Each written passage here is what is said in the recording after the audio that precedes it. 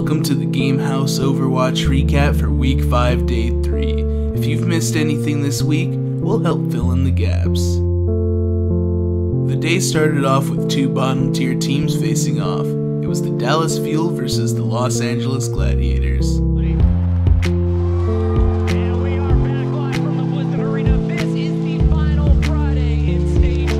Now logically, a lot of people would see the Gladiators as the favorites, but the Fuel was looking to prove they weren't as bad as their score would lead you to believe. The first map of Eichenwald highlighted Dallas's defense as they stopped the Gladiators from getting the point. That's not where you want to find yourself. Perfectly done by Seagull. While Los Angeles also had a solid defense, Dallas cracked it in overtime and started the series 1-0. All they need is one tick. Hey, Seagull, destroy Shaz. No more heals left here. The Temple of Anubis is where things got interesting. Both teams were able to get both points, albeit rather unconvincingly. However, with the Gladiators not having any time in the time bank, the Fuel were able to get the first point in the second round and bring a solid lead to the series of 2-0.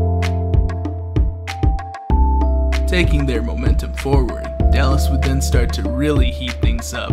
They took both maps and Oasis confidently and convincingly, closing out the series with 3 wins. But the Fuel showed us this is their turf. 3-0 win for the Dallas Fuel, and the Gladiators left empty-handed. The last map of Dorado made it seem like the Fuel were out of gas, since the Gladiators were able to completely hold off any offense Dallas made, and managed to push the payload all the way through. Seagull on the ground, that is so much damage gone, and there goes Coco. Huge kills so far. With the series going 3-1 in Dallas's favor, they might just have enough momentum going into the next stage to really make waves. Their roster changes in the coming weeks could determine whether or not they're in the conversation for playoffs in the future. The second series of the night was a fight between a struggling Seoul Dynasty and the San Francisco Shock. The Dynasty opened up about as we expected, narrowly winning Eichenwald. Both them and the Shock were able to make it to the end, but due to a time bank deficit and some holes in the Shock's defense, the Dynasty were able to bring up the score 1-0. The second match would be the heartbreaker for Seoul fans. Seoul had to win the series 4-0 to make playoffs, and even one map loss would mean disaster to the previously undefeated Stage 1 team. Seoul sadly was unable to take the first point, but the Shock were able to somehow hold off Fleta and took the first point on offense. This loss, unfortunately, held Seoul out of the playoff race. Heading into the third map on Ilios, Seoul fans were shaken, but it wasn't over yet. Dax Lucio tried to make things worse by messing with the backline of the Dynasty right off the bat. This didn't seem to deter Seoul too much, as Fleta carried them to the first point win. The next two were close, but Shock managed to pull both out, leading the series 2-1.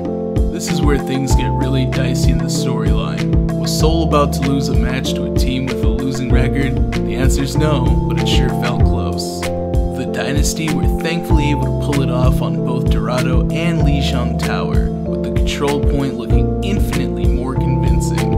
A special shout out to Fleta and Ryuje Hong, who both looked fantastic in this series, and hopefully are able to pull it together and make a playoff run in Stage 2. The last match of the day gave us the Los Angeles Valiant against the Shanghai Dragons.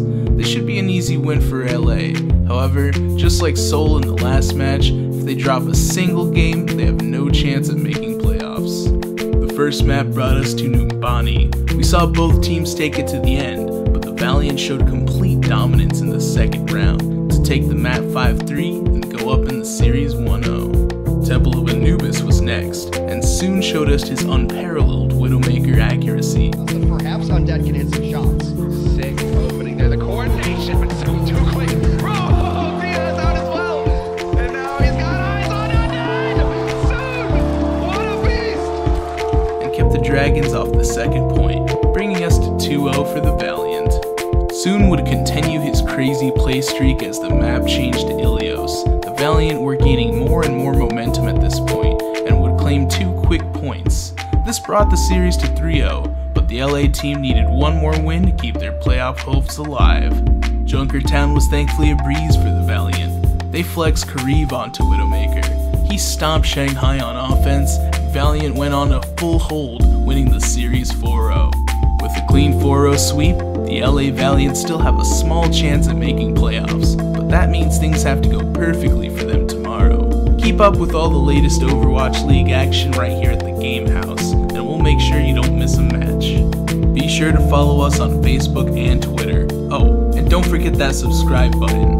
From our house to yours, keep it here at the Game House for all your sports and esports needs.